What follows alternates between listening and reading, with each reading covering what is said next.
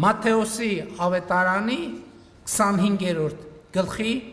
վերջին դատաստանը վերնագրված հատվածի մասին է։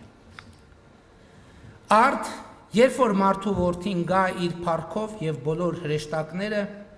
իր հետ, այն ժամանակ նա պիտի նստի իր փառքի գահի վրա ու նրա առաջ պիտի հավաքվեն բոլոր ազգերը եւ նա նրանց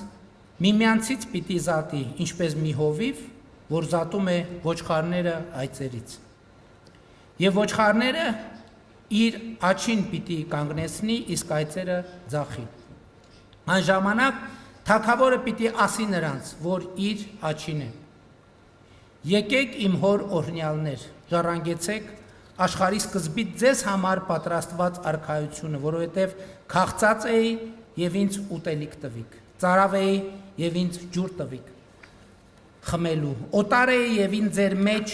առաք, մերկ էի եւ ինձ հագցրիք, հիվանդ էի եւ ինձ տեսնելու եկաք, բանտում էի եւ ինձ այցի եկաք։ Այն ժամանակ արդարները պիտի պատասխանեն նրան ու ասեն. Տեր,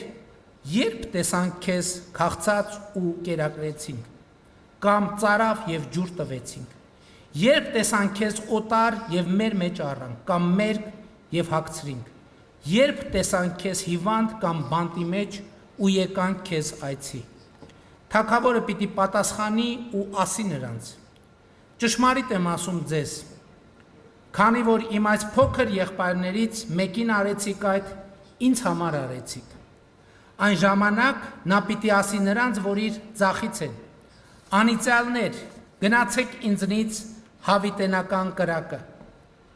որ պատրաստված է սատանայի եւ իր հրեշտակների համար, որովհետեւ քաղցած էի